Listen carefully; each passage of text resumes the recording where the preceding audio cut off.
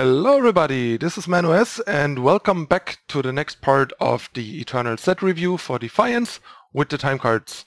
It's time for the third part of the time cards with the remaining time cards. Let's roll. Okay, so first we have the time sight, the Praxis Arcanum.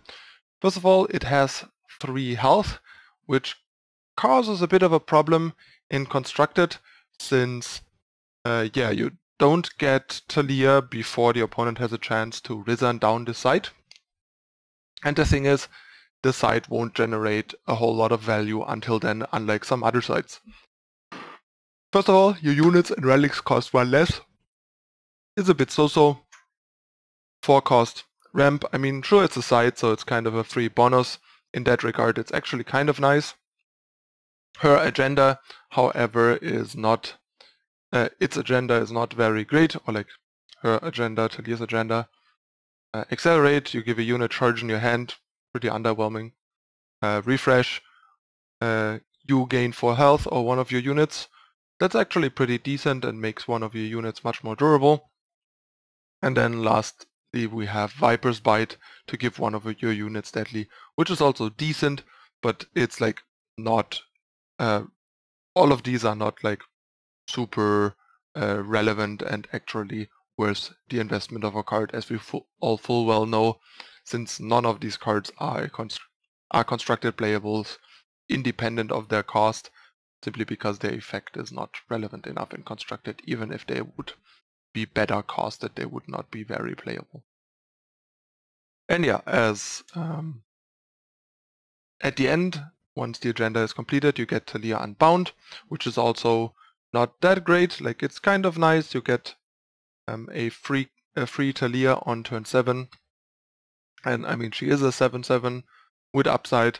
But yeah, all in all, I don't think this side is gonna make it in Constructed actually, which is unfortunate because the sides are pretty cool. And in Limited, any side is pretty good basically. So is this one, but it's still it's still the worst side probably.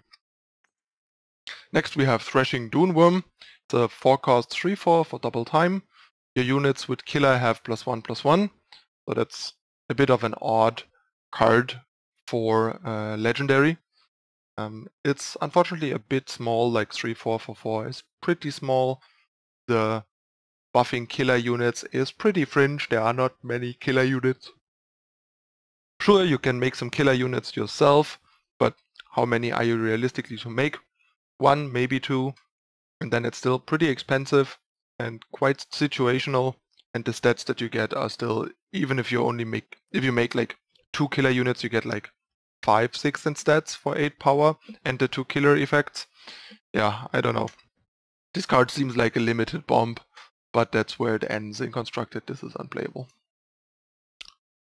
Most likely. Next we have Twin Fang Cobra.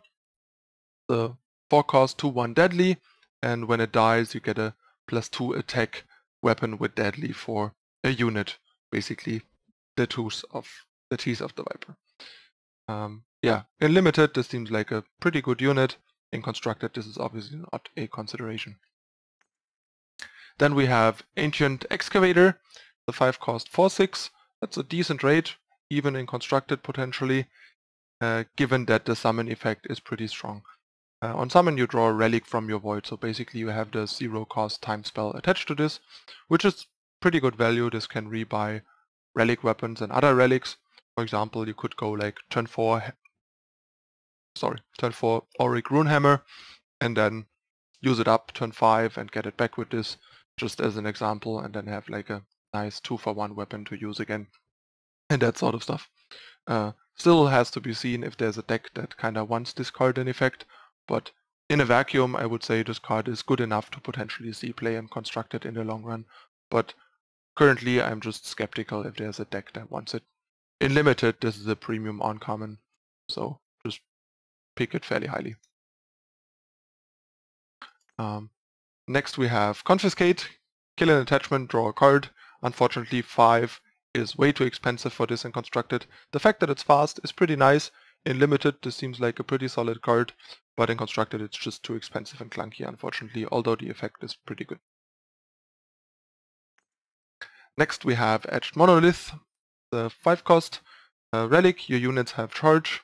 You pay 10 and sacrifice Etched Monolith to have your health become 25, which is kind of odd. Like, this card is weirdly torn between doing something aggressive and proactive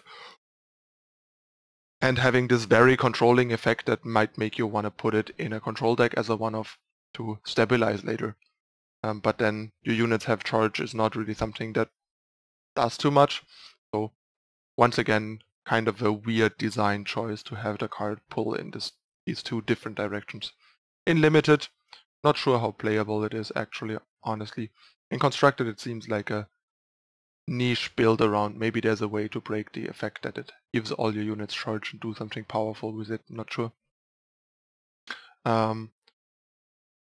I think the units will have charge in your hand and deck as well, so you could like play this on turn 5 and turn 6 play Divining Rod and then hit everything in your deck, kind of like the Diogo ultimate in Charge Rod, except this can curve into Rod. It's still a 5-cost relic that has no board impact and basically costs you your entire 5th turn, so that might be problematic. But it is kind of an interesting card to keep in mind when brewing some more extravagant stuff. Then we have Infused Guardian, one of the cards we know from the Pledge preview.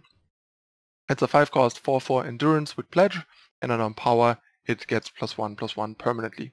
This card seems like a powerhouse in Limited, like a 5-cost 4/4 Endurance with Pledge would already be pretty solid, and then the fact that the Empower makes it grow permanently is massive. This seems like an incredible Limited common. Almost good enough to make it into Constructed if Constructed 5-drops weren't so much better, but the card is actually pretty strong for its cost, so yeah, kinda impressed that it has the Empower when the rest would already be very solid in Limited. Seems a bit pushed for Limited. Next we have Moonstone Vanguard.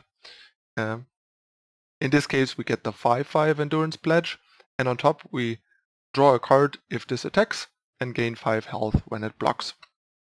So all in all the card's actually pretty good. It's like a much better version of the old Reliquary Raider before it got changed. And yeah, it got Endurance Pledge +1/+1 and 1 more health from its effect basically. And all these changes are very good. The Endurance makes it that much more obnoxious because you can draw the card and threaten the hyper defense of the block one of your medium-sized guys and neutralize another guy by gaining 5 health effectively. The problem is the competition on 5 is pretty steep with Worldbreaker, Behemoth, Owlhead and so on that are all bigger, which means they stand up better to opposing units. If you play this on turn 5, it even loses to a Sandstorm Titan on turn 4 and stuff like that, so that's problematic. But the card is definitely interesting, and there might be decks that care more about the effect and are good at supporting this and care less about the stats. And then this card could actually make it into a deck, because I think the quality is there. In Limited, obviously, this is just a slam dunk bomb, an amazing card. Next we have Power Breach Sentinel. As I call it, poor man's Worldbreaker Behemoth. We get a 5/6 for 6, and when he attacks you play the top power card from your deck depleted, which means you basically stop drawing power. In Limited this seems pretty good. 6-cost 5/6 is nothing to write home about, but is solid, and the effect is actually quite nice, since not drawing any power anymore at this point in the game is pretty good in Limited. So seems like a very solid Limited playable, and the fact that it's a Sentinel comes in handy too. Then we have the sort of Time Lord Temple Captain. It's a 6-cost 5/5, has Overwhelm, and all your other time units have +1/+1. This is by far the worst, since Overwhelm is pretty irrelevant, which makes this almost a 6-cost 5/5 vanilla plus the Ansem ability, which is just nowhere near as good as the others, and doesn't and makes this not remotely worth considering or Constructed, unlike 1 or 2 of the others. And in Limited, well, this is the worst of the 5. It's still a very strong card, so you will still always pick and play it. Then we have Ravis, Insect Master. On summon you play a power card of your choice from your deck. It is not force depleted, so unless it's naturally depleted it actually is ready, making him effectively cost 1 less, and you can choose the power, so if there's any specific power you want, you can get it, crests, whatever. And on Empower you play a 1/1 Humbug with flying, so due to its summon it automatically brings 1 Humbug, and if you play it before you play a power drop you even get 2 Humbugs the turn you play it. The problem is you still get a 7 cost 5/4, and it costs 7, and there are just so much more powerful things you can do at that stage in the game that I don't see this guy realistically making it into constructed, but in limited this is still quite a bomb, so pick it up and crush your opponents with your insect swarm. Then we have Runeic Protector, an 8/8 for 8, happens to be a Sentinel, which is relevant, and has Pledge to make it less bad in your opening hand. So all in all seems like a decent top-end filler for a limited deck if that's what your deck needs. And last but not least we have Pit of Layin Nectar.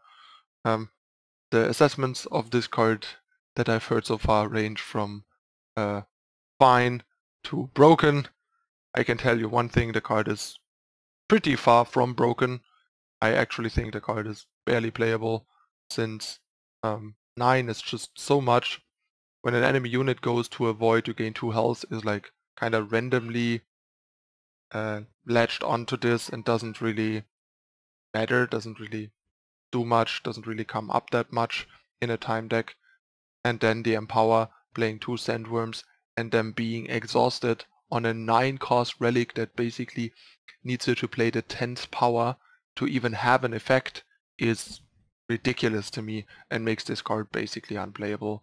It's just so expensive, so much work, and then you don't even get that much out of it, and it doesn't even stabilize you. A 9 cost relic, a 9 cost play like this needs to absolutely turn the game around the turn you play it and stabilize you massively, and this just doesn't do that well enough. I don't think the card is good. I would not want to play with this card. In limited, even there it's probably too expensive and requires too much bending over to even support, but if your deck somehow can, it can obviously win you the game at the point you drop it in limited, since it is strong enough in limited to do that. Alright, this concludes the review of the time cards. This means it's time for the top 5 time cards. Let's take a look. Okay, so my top 5 time cards in no particular order. This time we didn't have to scrounge as much and even got an honorable mention in there. So we have Resolute Monk and Sycalis the Burning Sand. That's kind of a no-brainer. They are both the 2 like most relevant constructed cards from time, and 2 of the most relevant constructed cards in total. Then we have a Rakdodon Egg, which might surprise some of you, but I think the card is actually quite interesting and quite nice for constructed and might have some implications there. Also, once again, just like Fire, time is not that deep in terms of constructed relevant cards. A lot of the constructed cards in this set end up being multi-faction cards. Then we have Eternity Core. It is a lot of ramp for 1 card, so it might be the kind of card that enables certain decks. It might be held back by the fact that there are cards like Boar, and it is pretty risky to play, to rely on relics much, because then you just get bored for like 2 or 3 and lose the game, which is not fun, because a lot of good decks are red and have a red market to get Boar. And then we have Be Gone. This also is a bit innocuous here, but I think the card is actually quite nice. A 1 cost proactive bounce spell is a pretty new thing and has some nice implications for some tempo strategies and could be really interesting. We've already seen it in like the Elysian Mall type deck, and Kamado has tried it in a Empower, Cobra, hyper aggressive deck and stuff. So the card definitely has some legs and adds some interesting tools to construct it. And as an honorable mention, I put the Moonstone Vanguard simply because it has all the hallmarks of a constructed card. We'll just have to see if it actually fits into a deck. But the card is quite nice the way it is. Okay, this concludes the review of all the time cards. Hope you enjoyed the review and the top 5. Let me know what you think in the description. Also, in the comments, sorry. Also, let me know what your top 5 time cards are, for example, and where you agree or disagree with my top 5 and stuff like that. Hit the like button if you enjoyed the video. You can click the skull to subscribe to the channel, turn on the notification icon to not miss out on future content, and also find me on social media over here, Twitch for live streaming, and Twitter and Facebook for all the latest updates. Drop me a follow or a like there to get more updates and news from my side regarding all the card games that I play. If you want to further support EternalTitans.com and my channel, please consider whitelisting EternalTitans.com and YouTube on your ad block and support the content for free with ads. That really would help a lot. If you want to further support us, make sure to check the description in the video, under the video below for more information on that. Yeah, that's it again for this time. I'll be back tomorrow with the first part of the Justice cards. Thanks for watching, everyone. See you next time. Bye.